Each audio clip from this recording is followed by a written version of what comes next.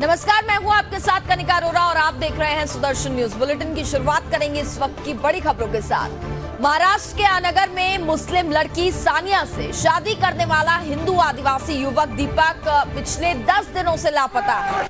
दीपक के परिवार का रो रो करके बुरा हाल है और हर तरफ दीपक का परिवार न्याय की गुहार लगा रहा है, मगर दीपक के परिवार को न्याय नहीं मिल पा रहा। सुदर्शन न्यूज दीपक के परिवार की आवाज दीपक के लापता होने के बाद से ही बना रहा है और लगातार इस मुद्दे को भी उठाया जा रहा है। इस मामले में पुलिस ने 6 जिहादियों को गिरफ्तार किया है, लेकिन पुलिस अभी तक दीपक का पता नहीं लगा पाई है, जिस कारण परिवार में बेहद आक्रोश और बेचैनी है।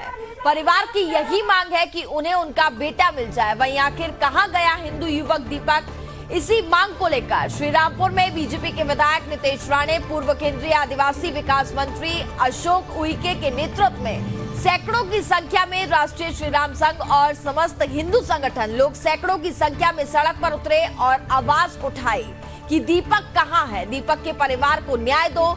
सुदर्शन न्यूज भी श्रीरामपुर तालुका के भोकर गांव में ग्राउंड जीरो पर पहुंचकर हिंदू आदिवासी युवक दीपक की आवाज बन रहा है।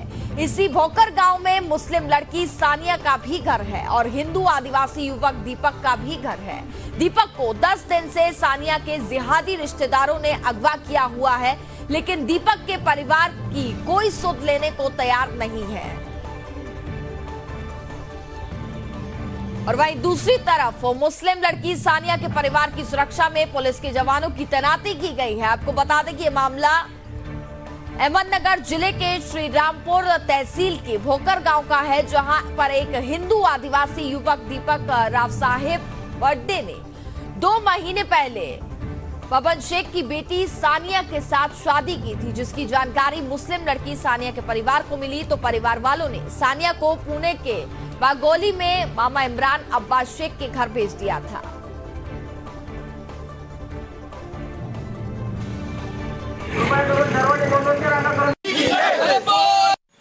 कब से आपके बेटे की कोई खबर नहीं?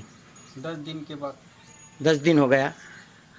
जाने के टाइम कोई बातचीत हुई थी? बातचीत हो गई थी। क्या बोले थे? वो बोला था हमको काम पे चल रहे। आपको कब पता चला कि आपके बेटे दीपक ने सानिया से शादी की? ऐसा वो 31 तारीख को हमको पता चला था। अभी कब से बात नहीं हुई आपकी? बात नहीं हुई। नहीं हुई। कुछ पुलिस का कोई प्रोटेक्शन है आपको इधर? नहीं, कुछ नहीं। आपकी इधर ही प्रोटेक्शन। आपकी क्या मांग है? हमारा बेटा चाहिए। श्रीरामपुर गांव के जो भोकर गांव में आदिवासी युवक जो दीपक बर्डे, उसका जो जिहादी मुस्लिम समाज के लोगों ने पुणे वागोली से उठा के उसका अपहरण किया है। मेरे ख्याल से वो अपहरण नहीं, मेरे ख्याल से 100% मर्डर है।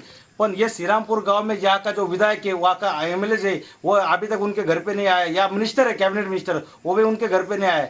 मेरे ये हिंदू संगठन और राष्ट्रीय श्रीराम संघ के और भारतीय जनता पार्टी की तरफ से मांग है कि इन जिहादी के ऊपर 302 जैसे का कलम जारी होना चाहिए और जिहादी के घर पे, आप मुस्लिम लोगों के घर पे जैसे पुलिस सिक्योरिटी दे रहे, जहाँ पीड़ित परिवार है उनको सिक्योरिटी की जरूरत है, उनको नहीं पुलिस सिक्योरिटी दे रही, पर जिहादी के घर पे सिक्योरिटी दे रही। या ऐसा नहीं चलने वाला। आप ऐसे करते रहेंगे, हम राष्ट्रीय श्रीराम संघ और भारतीय जनता पार्टी और जिले में बहुत से बड़े या अनशन मोर्चा निकालेंगे।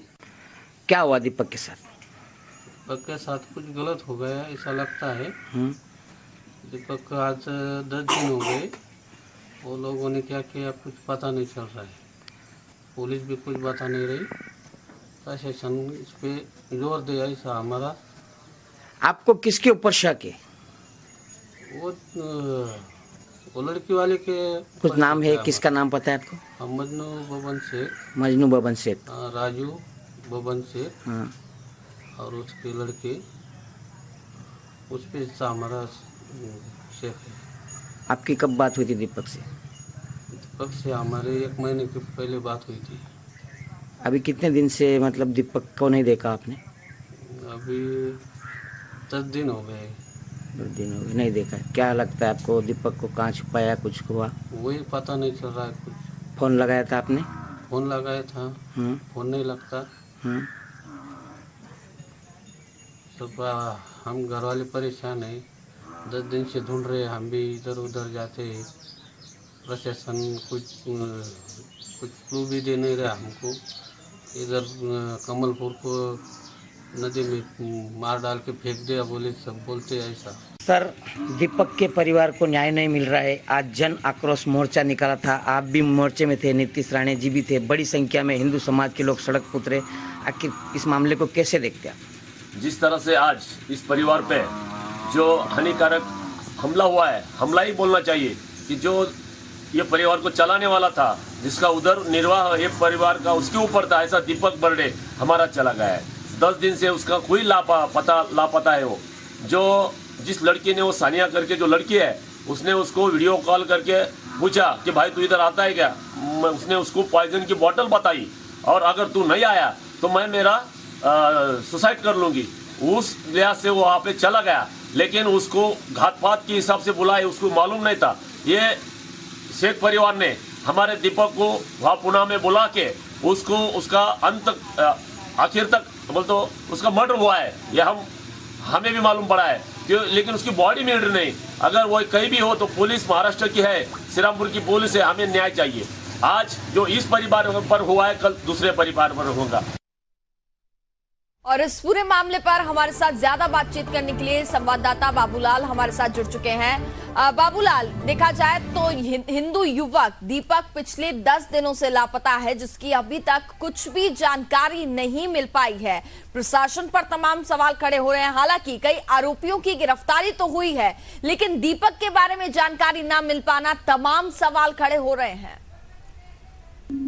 बिल्कुल तरीका, क्योंकि 4 जांचों को पुलिस ने इस दीपक के मामले में 1 सितंबर को गिरफ्तार किया था और 8 दिन से पुलिस की कस्टडी में होने के बाद भी दीपक का कोई पता नहीं लगा। लेकिन इसी बीच 2 जिहादियों को और गिरफ्तार हुई, यानी कि कुल 6 जिहादी पुलिस की गिरफ्त में है। फिर आखिर पुलिस की गिरफ्त में होने के बाद पुलिस पता लगाने में सक्षम क्यों नहीं है? इसी के चलते आप देख सकते हैं कि कल श्रीरामपुर की सड़कों पर हजारों की संख्या में हिंदू समाज सड़क पर उतरा और आवाज उठाई कि दीपक को न्याय मिले, दीपक के परिवार को न्याय मिले, दीपक कहाँ है उसे ढूंढा जाए। हालांकि ये पूरी 100% अब आशंका जताई जा रही है कि दीपक की हत्या कर दी गई है, लेकिन दीपक की हत्या का राज उगलने में पुलिस इन जिहादियों से कुछ सामने नहीं ला पा रही है। क्या पुलिस इस मामले को दबाना चाहती है या पुलिस पर उसका दबाव है, ये पुलिस को बताना पड़ेगा। आप देख सकते हैं कि कल नीतीश राणे जो कि भाजपा के विधायक है और आदिवासी के पूर्व केंद्रीय मंत्री भी इस मार्च में शामिल है, महिलाएं मार्च में शामिल है और बड़ी संख्या में श्रीरामपुर की सड़कों पर इतनी बड़ी संख्या में जो है हिंदू समाज उतरा है। पुलिस थाने का घेराव किया है, पुलिस को ज्ञापन दिया है, लेकिन इस मामले में अभी तक दीपक का पता नहीं चला है। हालांकि पुलिस की तरफ से कोई नहीं बताया नहीं जा रहा, लेकिन बड़ी दुख की बात है कि कल जब इतने बड़ा मार्च यहाँ पर श्रीरामपुर में हुआ, जो संबंधित अधिकारी थे कल वो भी छुट्टी पर चले गए, यानी कि कहीं न कहीं कुछ छुपाने की यहाँ पर साजिश की जा रही है। उधर दीपक के परिवार का रो रो के बुरा हाल है। सुदर्शन न्यूज कल ग्राउंड जीरो पर दीपक के भोकर गांव पहुंचा था, दीपक के माँ बाप परिवार से बातचीत की थी, उनकी सुध लेने वाला कोई नहीं है, कोई नेता मंत्री या कोई भी उनके घर तक अभी तक नहीं पहुंचा है, न किसी तरह की सुरक्षा दीपक के घर पर है।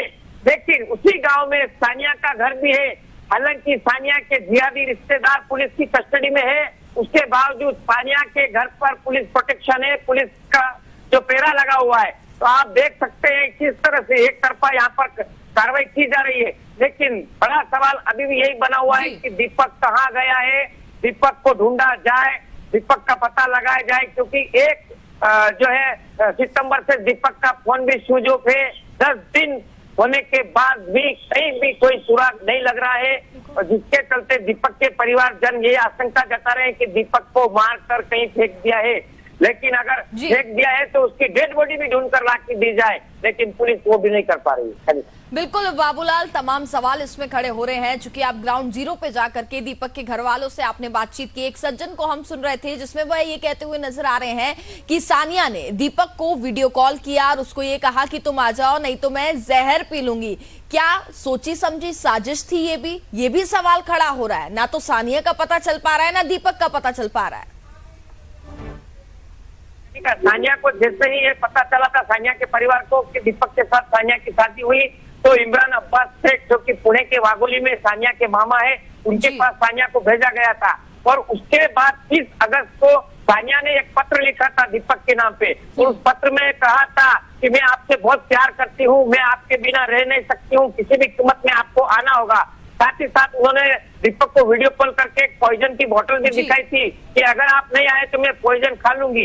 इसी के दबाव में दीपक अपने घर पे अपने परिवार को ये बता के गया था कि मुझे पुणे में इमरजेंसी कुछ काम है, उसके लिए मैं पुणे को जा रहा हूँ। और दीपक सानिया को मिलने पुणे चला गया, लेकिन बाद में क्या हुआ अभी तक पता नहीं चल रहा है। पुणे जाने के बाद ना दीपक ने अपने परिवार से बातचीत की, ना परिवार की कभी दीपक से बात हुई, ना उसका फोन लगा।